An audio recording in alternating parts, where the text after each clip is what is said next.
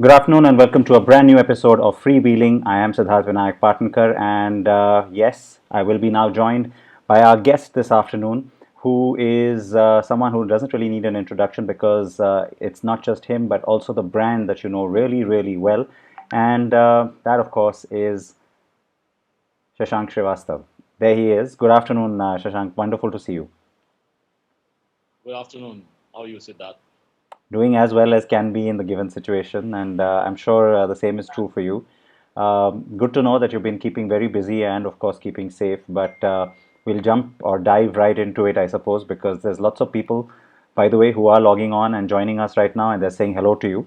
The first thing I have to ask you is the last 51, 52, whatever days now that it has taught us many things. We've seen a lot happen, but rather than looking backwards, I want to instantly start looking forward. Uh, Today, as things stand, what's happening at Maruti Suzuki India? Yeah. As you know, from onwards, our production has started, and also many of our showrooms are already since fourth started opening. Going forward, I think when the lockdown 4.0 is announced, we do believe that even rooms will be open. So we have started seeing deliveries happening now, retails happening, bookings happening. So I think it's a positive sign.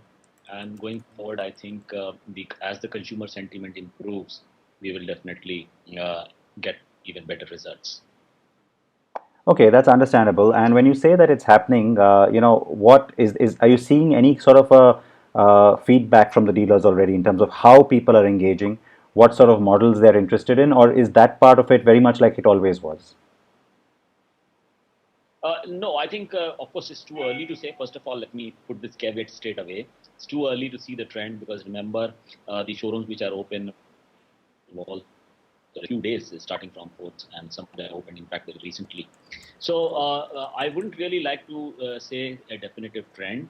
However, one thing does appear is in terms of the inquiry level, the smaller cars seem to have a larger percentage than normal. So I think that is something which we are closely watching as far as trends are concerned. Okay, I suppose that part is not surprising because a lot of people, were expecting that the compact vehicles will start to see a lot more interest. I know it's a little early to jump to that, but I'm going to do it anyway and ask you, what about your certified used cars? Is that something that you expect a lot of traction on as well? Yeah. So I think what we are seeing is a very common phenomena whenever the markets are stressed. That is called the transfer of demand. So demand starts percolating from the from the upper side of the segments to the middle, and the middle comes to the lower, and the lower comes for the lower. In this case, the lower segment will probably go further lower down to used cars. So I think used cars, in fact, last year also, if you've seen, and in the a couple of years back also, used cars say have been about 1.5, 1.6 times the new car sales, Yes. and there was a growth till February for our used car business till before the lockdown came into the picture. Okay. There's, like I said, a lot of people who are joining us as well, and a part of the format of the show is that we will be taking a lot of their questions. So, just wanted to say hello to everyone, and maybe you could also just shout out to them too. Hello, hello to everybody. Yeah, lots of people are joining in, and guys, do keep your questions coming because, of course, we'd love to ask Shashank what you are wanting to know. The other thing, of course, when it comes to the vehicles themselves, you have two retail channels, and so in that sense, I won't say it's double the pressure, but it's perhaps two different kind of strategies. Even now, I mean, it's always been two different strategies for Nexa and Arena, but now in terms of how you have instructed your network, your dealers, the dealer executives and the staff, is there some part of it is common, I'm sure, in terms of the safety protocol, but is there something else that you're doing which is different for Nexa or different for Arena specifically? No, of course, there are the basic SOPs are a little different from Arena and Nexa. But as far as the new safety SOPs are concerned, we have been as strict as in both the places. And remember, our SOPs are actually much much more than what the government has mandated. So things like or social distancing or sanitization is of course a given, but we have gone way ahead, whether it's in terms of treatment of our test drive vehicles or even our showroom display vehicles.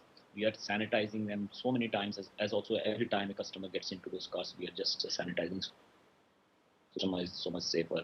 We are trying to encourage as much touchless delivery as possible. But then documentation is largely through the digital route. So I think those are aspects which are common to all our channels. Remember, we have a third channel, which is the commercial channel as well, which is also there for us. So it's been the SOPs are very strictly adhered to, and we don't allow showrooms to open unless our regional teams confirm that there is complete conformity with the SOPs for the dealer outlets. As far as the dealers are concerned, and as far as your own experience now goes, digital plays a huge role in all of this. And so, aside from the people who will still maybe go to the showroom or not, what about digital sales Yeah. and digital bookings? What's your focus on that, and what are you seeing happening over the next few days on that? Yeah, it's a very common question, and remember, was a trend which we noticed, in fact, 3 years back. So this trend towards digitalization is not a new trend. It's sort of getting accelerated with this COVID thing. But you look at the which we used to come from the digital route, just maybe 3 4% 3 years back, just 3 years back. And last year it was like close to about 20%. And in the last few months, that is April, May, they have been largely the inquiries have been digital. So what Maruti had done in this period was to build a very robust digital platform. Remember, what we have done is, and I've spoken about it in many forums, we have sort of mapped the journey of an average consumer from the time when he thinks about the vehicle purchase to the point when he actually purchases the vehicle. There are around 28 touch points, out of which 7 to 21 touch points were already digitalized, depending on the level of digitalization that dealers had. So very few points now remain which are digitalized. One of them is, of course, financing a part with the banks. And the test drive part, as also the delivery, is something I think is difficult to digitalize. But otherwise, all OEMs, including Maruti Suzuki, is now focused very clearly on making the complete journey as digital as possible. And we have seen some very good traction. And what we have seen after the COVID thing is that any consumer research or any interaction we have had with consumers clearly indicate that this is not only a process to stay, but it will accelerate even further. So I think that's what we see as a trend going forward. Okay, that's not surprising at all, and I agree that it's all the manufacturers were now starting to speak about this more and more. And in your case, I think you've had a head start. You also obviously have the much larger scale in terms of being able to deploy this now in a bigger way because, as you mentioned, you've already invested into some of this in the past. The pan-India picture remains a little unclear, and I know we should wait for the formal sort of announcements that happen closer to the 18th, but. In terms of your preparedness, let's talk about that. You mentioned so many protocols, etc. You have the biggest dealer network. You have the most number of people, therefore, around the country who are going to be, your face to the consumer as always. How have you been able to ensure that not only are there strict guidelines and protocols in place, but that a lot of that gets implemented correctly too? Yeah, so I think that's the strong point that Maruti Suzuki has. So while it's easy to think about a system which is an ideal sort of system, and it will take care of the various issues, not only related to this particular aspect, but any aspect of sales or consumer interaction. But I think the strong point with Maruti Suzuki has it's got very strong regional teams, very strong force, which ensures, and also with a very wide geographical footprint, which ensures that the implementation is very strict and very correct. And Yeah. that I believe is one of the important things about Maruti Suzuki's success. It's not just about thinking about something in action, but also how quickly and how strongly you can implement. And I think that's what we are trying to do even in the SOPs, which I just mentioned about when the dealerships reopen.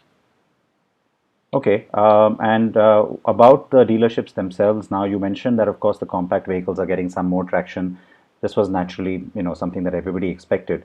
But if you cut to just before this crisis began, you were actually, on this high. You were sort of riding a wave because you had just come off the Auto Expo. There was a lot that you announced and showed there, and not just future looking stuff like the concepts, but even your refreshed products. We got to see the Vitara Brezza, we got to see the Ignis, we got to see the S-Cross.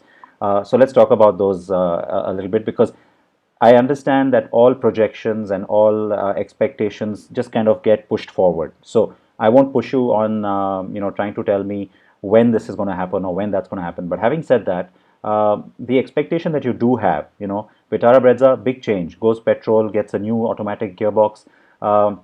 So what is your sense of where that product and that brand name can continue to go now? Yeah, so Brezza, as you know, has been a hit right since the time it started. In fact, the category of the sub 4 meter SUV was actually became big only when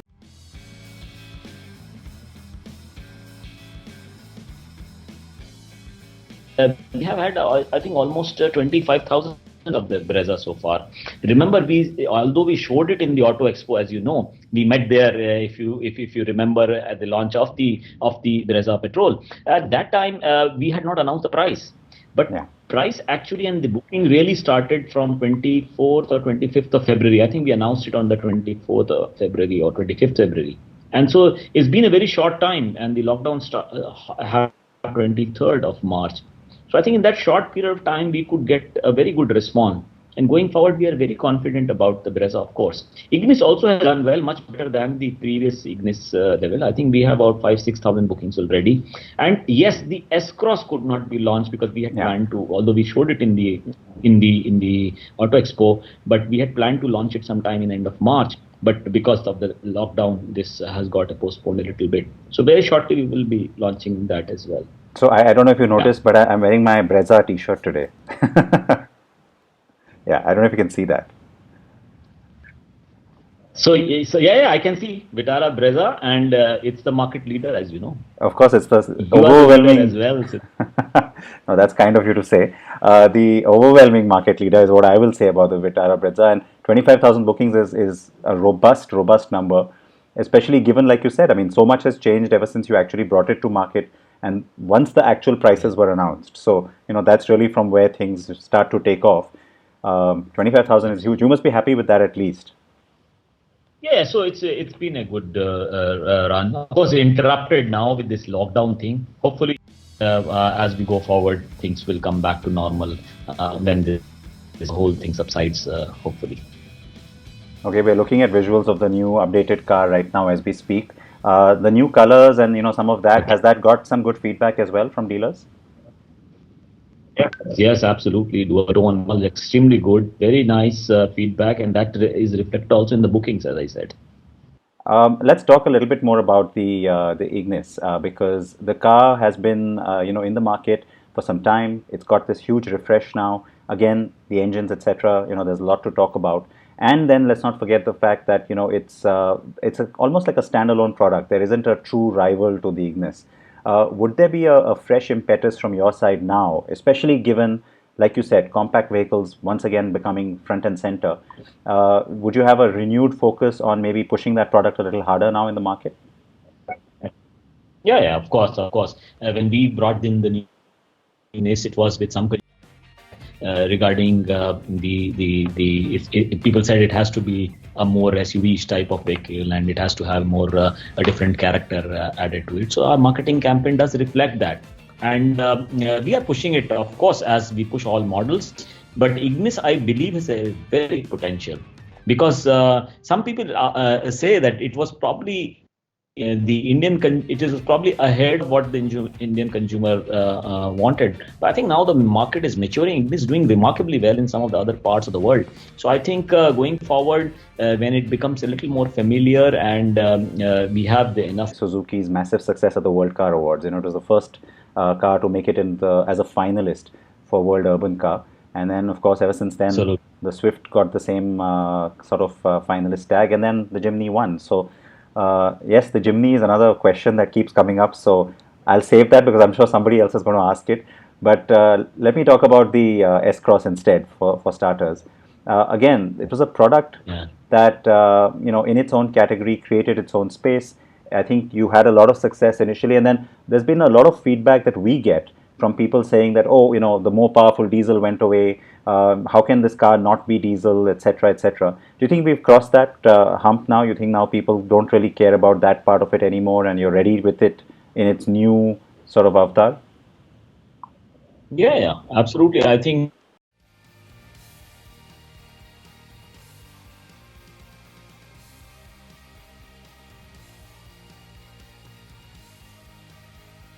diesel percentage has been coming down for SUVs also. So it's even if you look at Hector or you look at Seltos or other such products, while in hatches and sedans it has come down dramatically, even in SUV it is coming down. And remember, the difference in fuel price of petrol and diesel now makes it absolutely much extra money for diesel. The power levels, of course, for K15 is also very good actually. So I see doing quite once we launch the K15. So is there like a vent or something like a TV that's come on in the background? Because suddenly we're hearing some noise in the back and we're not hearing you as clearly. Actually, I'm in office. I'm in the office, and there is this periodic announcements which are made Okay. regarding social distance and so on, as a precaution, to warn people every now and then. So it's sort of we have muted it in this room, but still you can hear hear the some background noise. feedback from outside. Okay, no, as long as we know Yeah. what it is. I'm sorry about that. It's like fixed for the entire office. The No, time no. you have to announce it at the periodic levels. I might occasionally ask you to be louder. Right now, we can hear you clearly. Okay, so Okay. I am going to now quickly dip into some of the questions that are coming. And before that, I guess, as I scan through that, tell me quickly about how it has been to go back to the office. What's that been like? Because, it's still early days, I know, getting back to the office. I know the whole workforce must not be there. Yeah. So actually, we are working with a very small staff. The maximum allowed is 33%, but we are even working with even lesser. Of course, now a very tight SOP for our office as well, as you can imagine, and that's mandated both by the government and by our internal organization norms as well. But actually, it's an unprecedented event, being this COVID lockdown thing. So it has taught us many things when we think about it. Some things which we take for granted are actually, you suddenly realize, for example, I never thought there would be no free movement for such a long period of time. So I think it starts making you think about different aspects of life, about different aspects of business.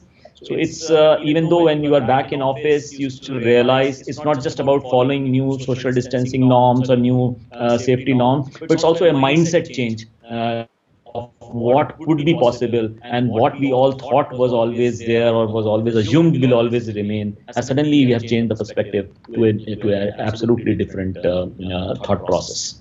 Oh yeah, absolutely. I think we're all grappling with that still and coming to terms with it. But good to see that you've been able to get back to the office. We still are working from home though, and I can't wait to drive, of course.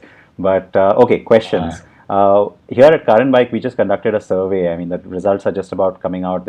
You'll see most of it in the early part of next week. But the big highlight, one of the key points, and Ashutosh is asking that question as well on our behalf. The survey talks about this huge anticipation with used cars in the post-COVID world.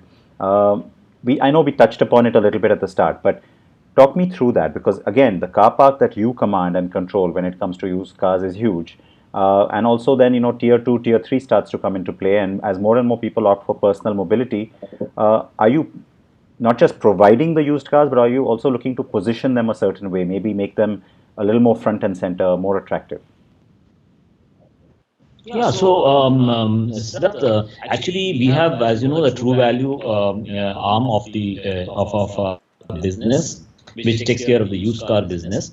So we have actually positioned it as something which is very trustworthy and something which you can buy. In fact, they're giving warranty for people who buy True Value cars. So we have a very strong and a very transparent way of evaluating cars, which we share with the consumers also. So what we have positioned it as a sort of a very it's a highly trusted and transparent way of doing business of used car. Remember, used car business had always that question mark on the actual value and the actual condition of the car.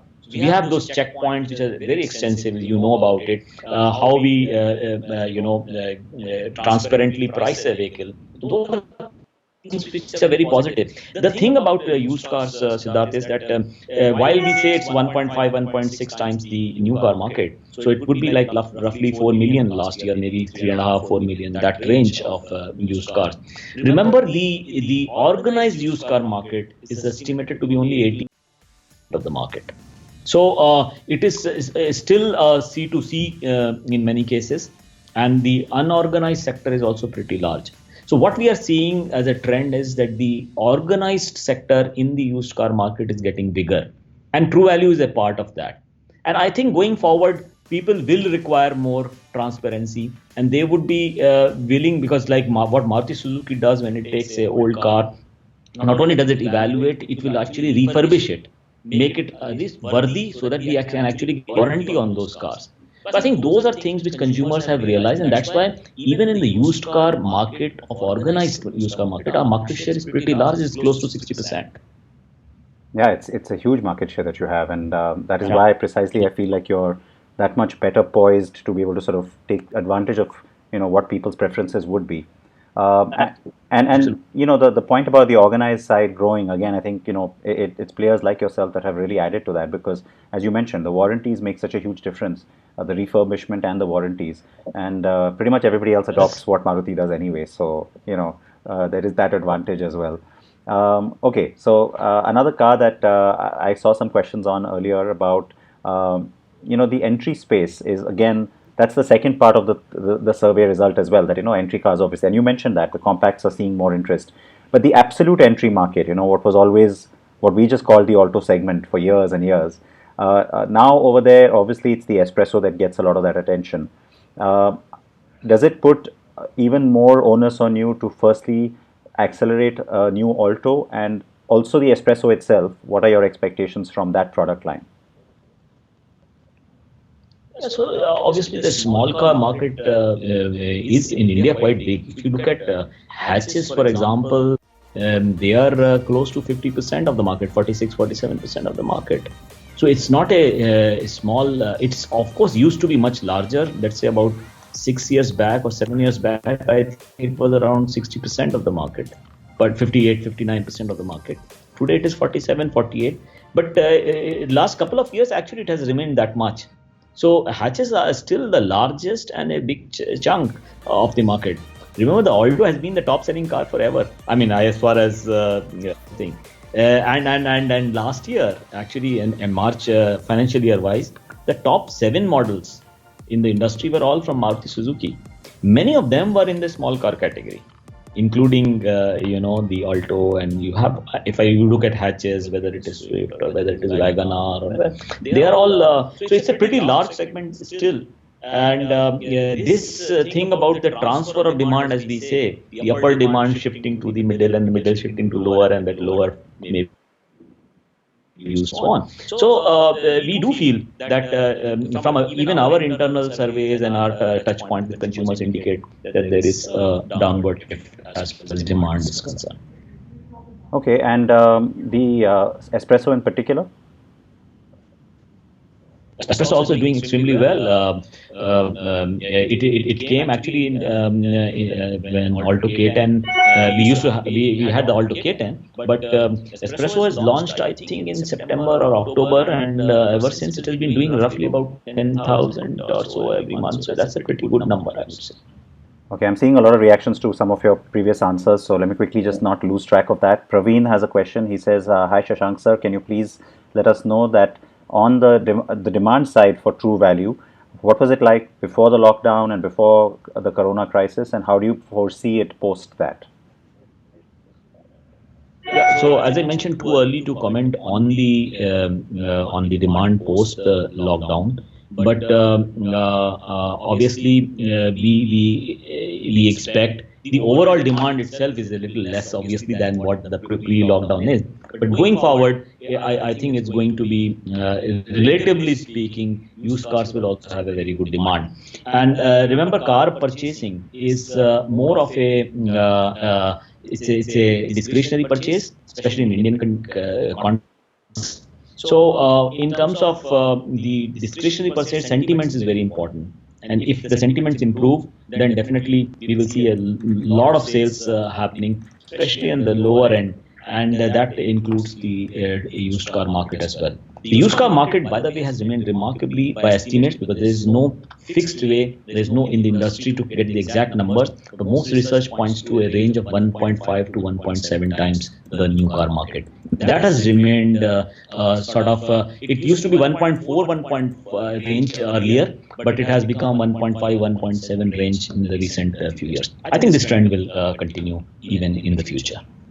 Yeah, I tend to agree with that because, and now especially more so, perhaps being pushed by what's happening. I must acknowledge you have a huge fan of Maruti in Yash. He has sent lots of very nice messages for you, including a virtual hug. So please acknowledge Yash. And yeah, okay, great. The Ankur also says big fan of Maruti cars. So, again, something for you. And there's a good question from Suraj who says, what has been the impact of the 60-day lockdown on the vehicle inventory overall? This is for both used and new, I'm assuming. Yeah, so so the new car inventory obviously remains the same because there was no retail. Retail started happening very recently from the 4th when the showroom started opening. So the retail, the inventory level was roughly about 30 days when the lockdown happened. And that has continued as it is. There is no difference. And most of the used car purchase also have stopped in this lockdown period. And going forward, of course, I expect the inventory levels to start coming down as the more retails happen and fresh starts coming in at a later stage. Now, I know, of course, you announced a limited start of production as well at Maruti, and there was the news that came in about the Manesar plant. And we will await news, of course, on what's going to happen at Gujarat or Gurgaon. So I won't push you on that. But at Manesar right now, what's the kind of feedback that you're getting in terms of, because there's one thing to plan it and then there's another once it actually starts. So are you comforted by what's happening on the production end so that you can start to fire up the retail end? So I think we started the production, I think on 12th or 13th. I think 12th we started production in Manesar and slowly ramp up. On the demand side, as I said, we had the 30 days stock levels already at the dealership, and a new car inventory, a little bit of new car inventory when the lockdown period started. So there was as always, you will have some new car inventory at the factory also. So we have that, and of the stock at the dealership and the new car stock at the factory is, I think, sufficient for the initial demand period. But as we go forward and when the retail demand goes up, we do hope that the production also will be ramped up.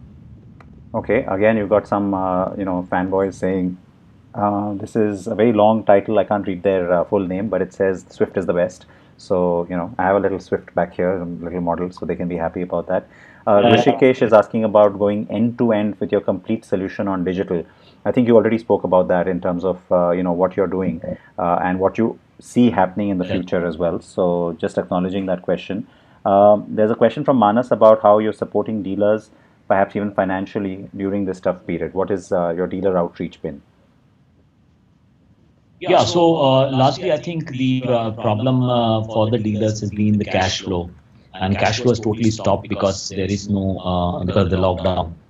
So what Maruti Suzuki has done is, since we are very conscious about dealer profitability, and also we always feel that the dealer should be strong and the company sale can be strong only when dealers are strong. We have helped in the terms of transferring of cash to the dealer accounts so that they get over this cash too.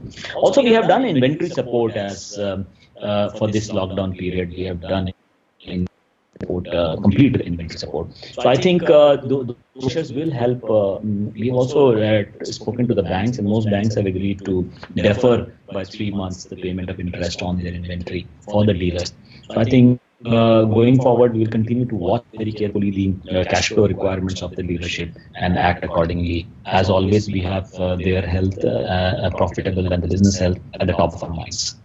You've really fired up a lot of people on True Value, because there's another question on True Value from Pushkar, who says, is there any kind of a new warranty product specifically that you're looking to launch at True Value for the COVID-19 situation in particular? More and more customers are anyway going to the organized used car industry, as you mentioned. So to attract them, would there be another renewed push on warranty? Yeah, so we have a warranty, of course, policy which is for, I think, for used cars is extremely good. I think it's the best in the industry anyway. But it's an interesting suggestion, and definitely we will discuss it internally. Whether post-COVID, the requirement from the consumer side warranty changes. Let us take a look at that definitely, and thank you for the suggestion. Okay, so hopefully, Pushkar, you're watching and you heard that from Shashank. The question next from Ameya is about the current scenario. Do you see new car sales growing in rural areas and more used car sales growing in urban areas necessarily? Yeah, so I think the point about rural car sales is pretty right. I think the rural income levels have been going up over the last 10 years. So also has been the geographical spread of our touch points and also the consumer themselves. So I think 10 years back, our rural percentage sale was about 9-10%. But today, last year, we ended up with about 38.5% as the rural sale. So I think, yes, the trend seems to be there. I'm not so sure about the other part, about urban areas trend being more used car. I think that is not reflected in the data that we seem to be having. It's more secular in that sense of urban as far as used cars is concerned. Okay, there's a related question that comes from Balaji, and I'm guessing this is in that opening up scenario as you start to open up more and more. So the question is, what's the plan on service specifically? So service also the same thing. We have started opening workshops. There are areas where you can't. So we are very hopeful that once we have this lockdown for I mean, it will become very clear of all the possible showroom outlets and the workshop outlets that can open. So I think it's the same thing. We have started opening the workshops, and a lot of vehicles have started coming in on release service. So your fan Yash says you need to come on social media, by the way. They're requesting you to please open up social media accounts and interact more with people. Sure. I think that's a suggestion given to me internally by our communication team as well. I'm sure. And yes, we are. Yeah, you have to tell me when that happens as well so that I can follow you. Okay. You will. Okay. There was a question from Pratham. It's kind of gone up. It was something to do with fuel cell cars and, what your view on generally moving that way is. I know fuel cell is still very far away, but there's been so much anticipation, especially right through 2018-19. We saw a lot of talk about hybrid, especially, coming back in favor, perhaps becoming the more logical choice when it comes to India's transition towards greener vehicles. You have talked about it in small parts. We've seen a lot of your cars testing. What are your current views on that? See, so we explained it in quite detail bit in the Auto Expo when that was actually the theme for our pavilion, which is green mobility. Yeah. So we believe that it is not just about fuel cell or electric vehicle or zero emission, but in the period up till I think the projections are by 2030 about 7-8% of the vehicles will be electric. That's the projections which are being made in the industry. Which means if you look at the CA 2020, of course it might change with this COVID thing, but looking at that CAGR is about 70%, then about 70 million cars will be produced in this 10 period, out of which most of the cars will be still the category of ICE engines, which means that so what do you do with these? One thing, it's not a switch from ICE to electric or something. So while electric vehicles will start getting into the market, but a majority of the market will still remain. About 65 million out of those 70 million will still be ICE. So what do you do for emission of these ICE engines? You wouldn't you wouldn't probably say that continue as they are. So a better solution probably is to get hybrids because you need to do something about the emission levels for these vehicles. And therefore, hybrids seem to be the solution. And going forward, we'll have a mix. We'll have a CNG as well, and we have hybrids and maybe more fuel efficient ICE engines anyway. You of course have a very deep partnership that has been formed with Toyota, and I know that there's a lot of talk about what potential that holds in the future.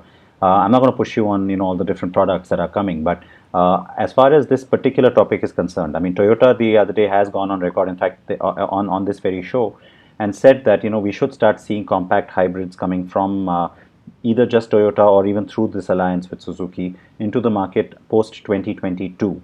What is your view on that in terms of when we can start to see the first hybrids? Because obviously the expectation is that if it's Maruti, then we're going to talk about an accessible product. We're going to talk about a compact product, not something high-end and swanky.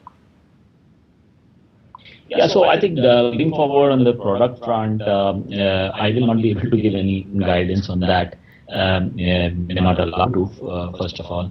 And on the Toyota Alliance, actually, I'm not the best person to talk about because I don't have the complete information. So I think I'll request you to pass this question because it's something which I don't have enough information to reply to. No, completely. I totally respect that. And in fact, the part that I know that most of the people are waiting to sort of unleash on you on is anyway just immediate product.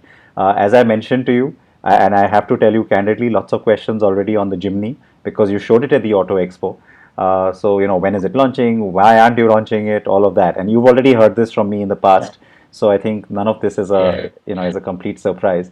But there was a nice question from Gautam, who is talking about where he says the petrol heads in India are patiently waiting for a Swift RS version. You have to comment on that. Yeah, so of course we keep track of consumer requirements and in different segments, and definitely our product plan actually reflects much of what consumers want. So going forward, let's see how it is. As I said, forward guidance on products is very difficult for me in a common forum like this to give any product guidance for the future. That's fair again. So I've done my bit and asked you those questions to be fair. But I know, I mean, we certainly patiently wait for some of this product news from you. And let me see if I can pick up any more. Yes, you also had announced, this is a question from Shams about the ventilator production, something that you had said that you are, helping out with and also pushing forward as far as the requirement was concerned for the government too. Could you give us any kind of an update on that in terms of the partner you've been working with or where things stand today? Yeah, so we had partnered with an Noida-based ventilator maker. So I think one thing which our chairman made clear that it was not Maruti Suzuki making those ventilators. It was we are helping out in terms of the production systems, in terms of components and so on and so forth. And I believe the production which is required is about 10,000 a month, and already a lot of production has happened. I think depending on the government requirement, we continue to help Agwa, which is the supplier of ventilator, helping them in this mission, which is really a very important one, I believe, especially with the COVID situation, which is in front of us. Oh, absolutely. Can't be stressed just how important. And in fact, we completely applaud Maruti's support and effort on this front. One last sort of, let's say, work-related question before I talk to you about a few other things before we run out of time here. There's a question from Corporate Biker who says, what are the plans to clear your BS4 stocks at the dealers? Has the government given any further relaxation to you on this? Yeah, so very important question for the industry. But as you know, Maruti Suzuki had started conversion of BS4 to BS6 much ahead of the schedule. In fact, for Baleno and Alto, we started in 2019, a year ahead of the mandated, what date was mandated by the government, which was 1st April 2020. So we had most of our products already BS6. To the extent that by the end of this March, we had no stock of BS4 at the dealership or in our factory. So I think that is something which some of the other OEMs might be facing. But Maruti Suzuki, because we had planned it much earlier, this transformation to BS6, we fortunately did not have this problem. Okay, I said that was the last one. I'll sneak one more in. Rishikesh is asking your views on the scrappage policy and just how much it can help the automakers, especially now in the current scenario. Yeah, so we keep hearing a lot of this about scrappage policy of obviously there in other countries there have been when the market was down there were some suggestions and in fact some policies regarding the scrappage scheme. So I think that is something which the government I'm sure would be looking at, and probably the SIAM would have already made a recommendation. So let's wait and see what the policy comes out. Oh yeah, absolutely. Fingers crossed on that, because I think we've all waited for a long time for a credible, the right kind of policy, not just a half-baked one. So, okay, now switching tracks a little bit. You are back at the office now, and I have to tell you, I have known you for so many years, and I have some of the pictures that you've shared with me. I will reserve what I'm going to say about them till I show those pictures. But let's just talk a little bit about the time at home. It's very different. Your job, you would typically be traveling, you would be meeting a lot of people, you'd have long work hours, and now suddenly you're having to do some of that from home in terms of connecting with people on digital interfaces like this. But outside of that, what's it been like for you to be able to spend so much time at home with family, etc.? Yeah, so one, of course, one positive thing which has happened is that you get to spend more time with. I have two daughters, so I get time. I have spent so much time in the last couple of months, 1.5 months, that probably I spent time with them for the entire year, maybe the previous thing. So yes, it is. There is a lot of positive as well of spending more time with the family, with the wife, with the kids, but also it's a time of I think reflection. Because many of the things which we assumed were always there and taken for granted, suddenly you realize that they might suddenly go away. So you become a little more philosophical in that sense. And I was always fond of reading books. So when I travel or when I'm in the plane or whenever possible in the hotel or even at home sometimes before going to sleep, I do read a lot of books. And one of the things which I've done in this period very recently is that I have taken up reading some of the books which I bought maybe 3-4 years back, but never had the time or the inclination to read them because they were a little bit on the heavier side of it required more time. So one of the books which I have read very recently is a book by Roger Penrose. He's a mathematician. He's a physicist and talks about the laws of physics which govern the universe. And when you read it, and by the way, I keep reading books on science as well as genetics as well as history and economics. But this is the one which I never read, but I always wanted to read. That's the reason I bought that book. It's called The Road to Reality. Okay. So it's about the universe and how it is governed by laws of physics. And when you realize and you talk about, when you think about it, then you suddenly realize you have a different perspective. It's so vast that maybe the problems which you are currently facing, you tend to look at it in a different perspective. And I think that has given me a great solace as far as this period is concerned. That's very apt, Road to Reality. I mean, there's a new reality we are all facing now, so I like that. In fact, when you started off by saying mathematician and physicist, I got a little bit like, okay, not for me. But after that, when you explained further what it's about, I'm now going to perhaps look for this one too. But now I'll come to the part that I was referring to. I, of course, have this one picture, which is, I assume, what I think is your home office. So, we see you at your laptop. And while I have to say, you do look pleased and happy to be working from home. This next picture of, you doing a little bit of prep for cooking. As I mentioned, I've known you for years. I've never seen this kind of happiness, true joy on your face. I mean, this is really, you look like you're in your zone, absolutely. I'm not sure about the joy part, but yes, it does. Sometimes when you do small things which you sort of never felt that it was something which you would do maybe regularly now, is something which gives you a different type of pleasure.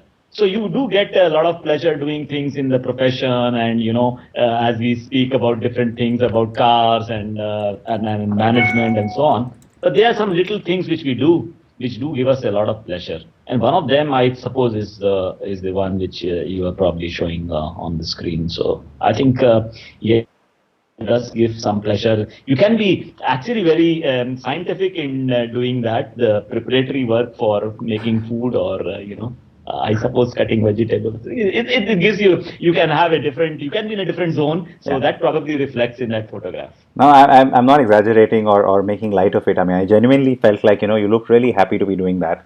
And that's great to see because, perhaps, let's say the good side effect of being able to also just spend that time and, like you said, reflect, maybe, take a lot of the burden off your mind, and then just enjoy the simple things, as you mentioned.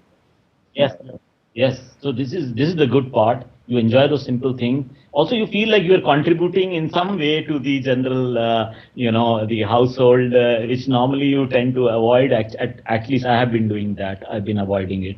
So I think that also brings some joy that you are actually genuinely contributing something. And of course, the wife is much more pleased with you when you keep doing this whatever. So that is always something which brings happiness in any case.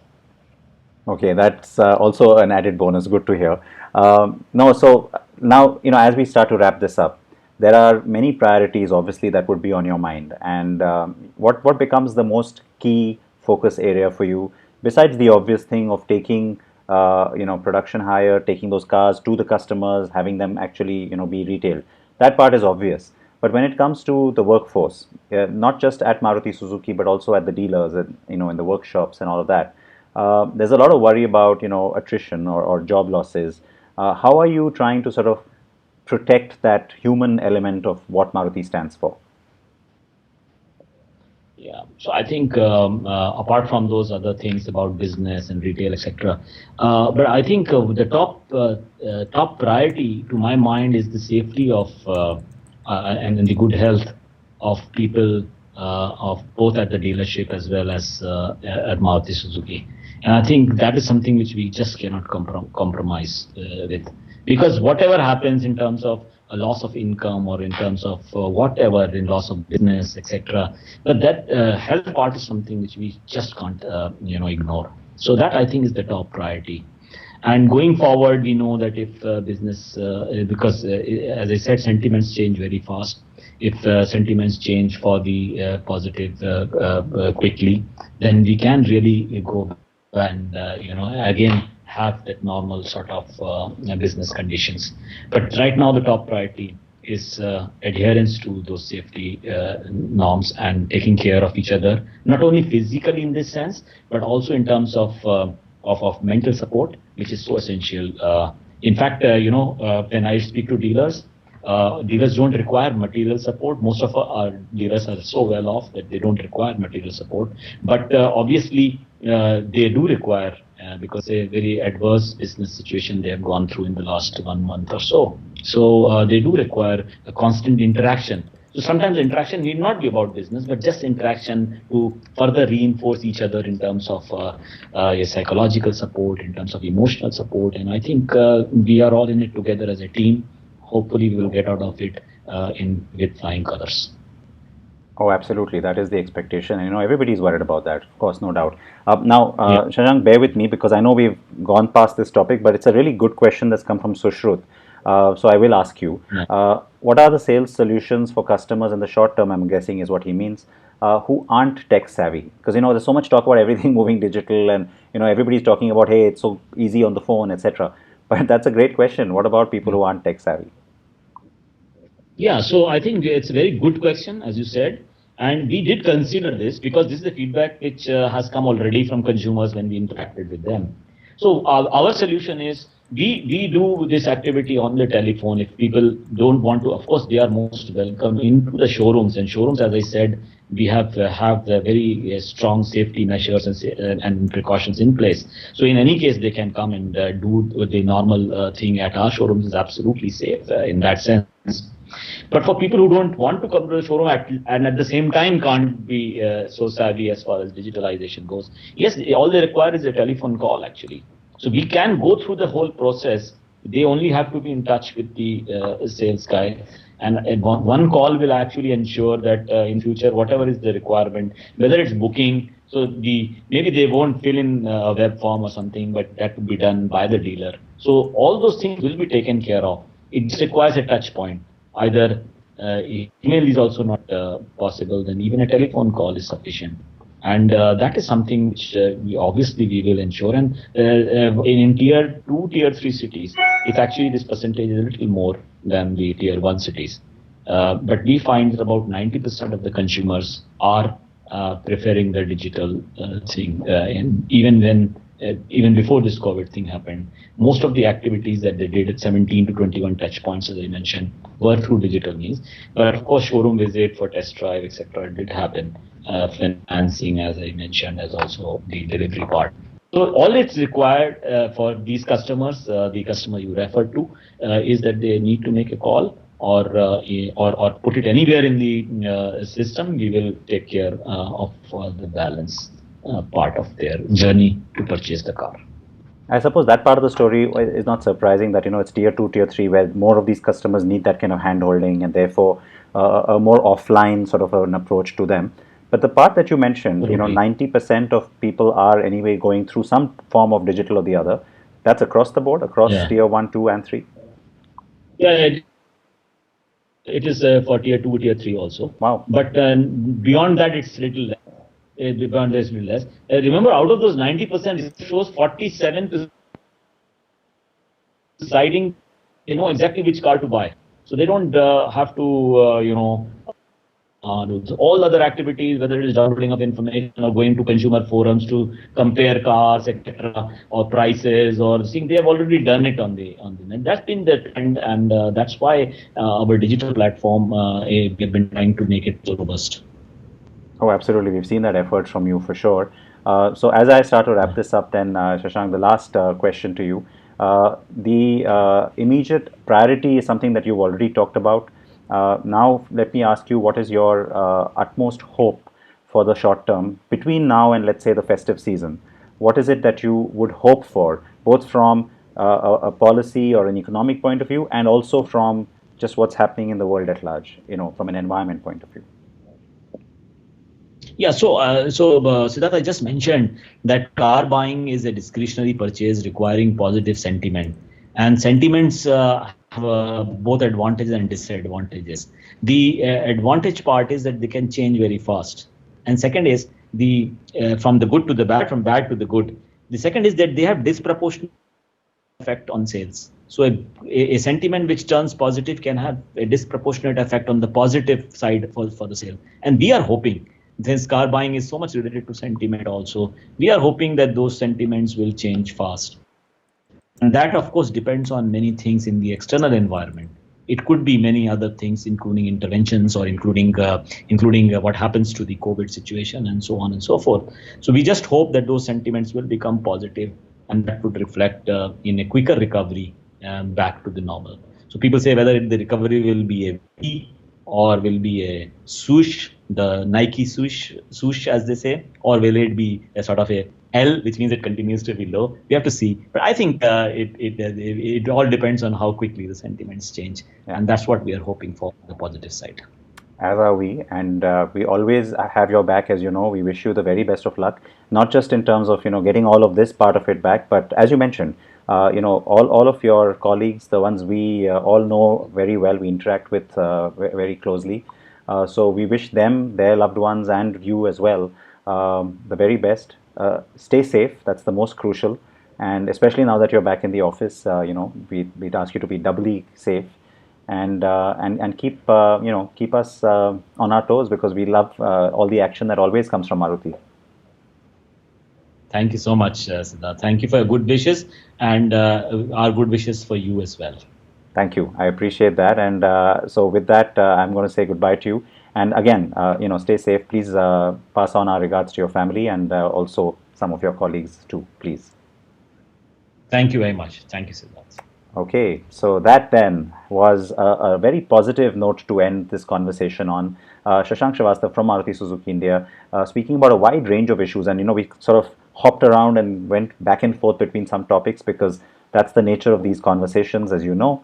Many of you asked questions, and that was another reason why we did some of that hopping. So, always welcome. And there was so much talk about basically, I think just this one point, which is hoping for a positive sentiment. I mean, I know I ended on that because that's pretty much the hope we all have, isn't it? It's not just about the car market. It's not just about opening up or lockdown 4.0 or opening up 1.0.